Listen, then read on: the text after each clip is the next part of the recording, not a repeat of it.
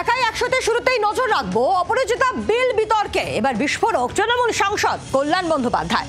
বিজেপির বহু নেতা ধর্ষণে অভিযুক্ত, মৃত্যুদণ্ডের হাত থেকে তাদের বাঁচাতে চায়।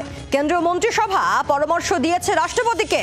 রাষ্ট্রপতির বিল ফেরত প্রসঙ্গে বিস্ফোরক শ্রীরামপুরের তৃণমূল সাংসদ কল্যাণ বন্দ্যোপাধ্যায়। তার বক্তব্য শুনবো। কেন্দ্রীয় সরকার মানে বিজেপি সরকার তারা চাইছেন না যে ধর্ষণের ক্ষেত্রে মৃত্যুদণ্ড হোক, যে ধর্ষণ করলেও ক্যাপিটাল পানিশমেন্ট হবে না। এটাকে তো বিজেপি সরকারের এটা নীতি, আমরা তো তার বিরুদ্ধে লড়ছি। পশ্চিমবঙ্গ সরকার চেয়েছে যে প্রতিটি মহিলার ক্ষেত্রে যদি কোনো মহিলা ধর্ষিত হয় তাহলে আগে রেপ হবে। এটা সমাজের কাছে এটা একটা ইলাস্ট্রেশন চলে গেল। তাহলে যে রেপ করতে যাবে সে তো 5 বার ভাববে, আমার একটা রেপ করলে আমি তো মৃত্যুদণ্ড হয়ে যাবে আমার। সেটাকে বিজেপি চায় না। বিজেপি চায় ধর্ষণ হোক, আরো কি আছে। আর ধর্ষণের কেসে তো বিজেপির লোকেরাই বেশি ধরা পড়ে, তাই জন্য ওদের একটু এত শক্ত পানিশমেন্ট দিতে চায় না। বিস্ফোরক কল্যাণ বন্দ্যোপাধ্যায়, আমরা কথা বলবো। আমাদের সঙ্গে রয়েছেন বিজেপি নেতা তরুণ জ্যোতি Tiwari.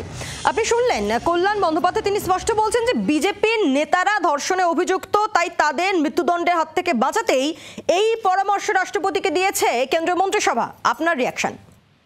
কল্যাণবাবু short time memory loss হয়েছে, ওনাকে মনে করিয়ে দেওয়া প্রয়োজন আছে।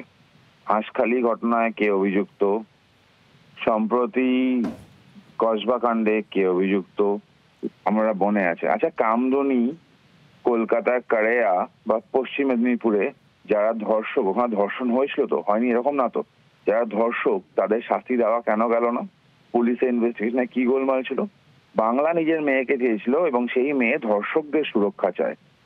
পরিষ্কার বিভিন্ন জায়গায় রেপ কেস যেগুলো দেখা যাচ্ছে, একের পর এক ধর্ষণের ঘটনা হচ্ছে পশ্চিমবঙ্গে, সেখানে পুলিশ ইনভেস্টিগেশন প্রপারলি করছে না। কারেয়া কেসে ইনফ্যাক্ট যে গাড়িটার মধ্যে নাকি ধর্ষণ হতো সেই গাড়িটাই সিজ করার প্রয়োজন মনে করেনি পুলিশ। এই পুরো ইস্যুগুলো দেখা যাচ্ছে। কল্যাণ বন্দ্যোপাধ্যায় অনেকগুলো কথা বলতেই পারেন, তার ইচ্ছা হয়েছে, বয়স বুড়ো বয়সে মতিভ্রম হয় অনেকে, ওনার সেটাই হয়েছে হয়তো, সেই মতিভ্রমের ফলে ভুলভাল বকছেন। দেখুন, রেপ অ্যান্ড মার্ডার কেসে ultimate punishment already is there in the BNS. POCSO ক্ষেত্রে লাইফ ইমপ্রিজনমেন্ট এবং ডেথ পেনাল্টি অলরেডি আছে। একটা জাস্ট গিমিক খেলা ট্রাই করেছিল পশ্চিমবঙ্গ সরকার, এটা অপরাজিতা বিলে নেয়, কিন্তু অলরেডি যে আইনগুলো আছে সেই আইনগুলোতে ম্যাক্সিমাম পানিশমেন্ট দেওয়া সম্ভব। কিন্তু বারবার পশ্চিমবঙ্গে দেখা যাচ্ছে পুলিশের ইনভেস্টিগেশনের পরেও কিছু করছে না।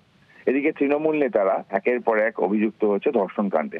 সম্প্রতি 2 দিন আগে দেখলাম না, এক তৃণমূল নেতা তার কন্যা সন্তানকে পর্যন্ত ছাড়েনি, তার মাইনর কন্যা সন্তানকে পর্যন্ত ধর্ষণ করে। এটা তৃণমূলের কালচার। মানে একটা পার্টিকুলার ক্লাস আছে, I am not taking name, যাদের কাছে মা বোন বিচার নেই। তৃণমূলের কাছেও মা বোনের কোনো বিচার নেই।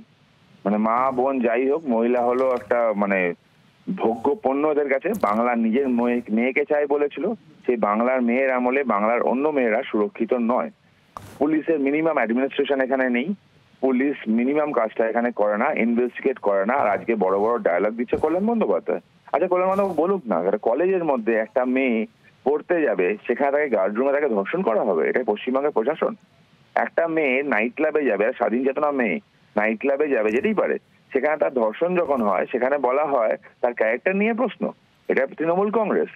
এবং সেই আরেকজন যে মূল মানে অভিযুক্ত কাদেরকে তো খুঁজেই পাওয়া গেল না। তাকে ধন্যবাদ আপনাকে। আমরা কথা বললাম তরুণ জ্যোতি তিওয়ারির সঙ্গে। বাংলার আওয়াজ, বাঙালির আবেগ, জি 24 ঘন্টা।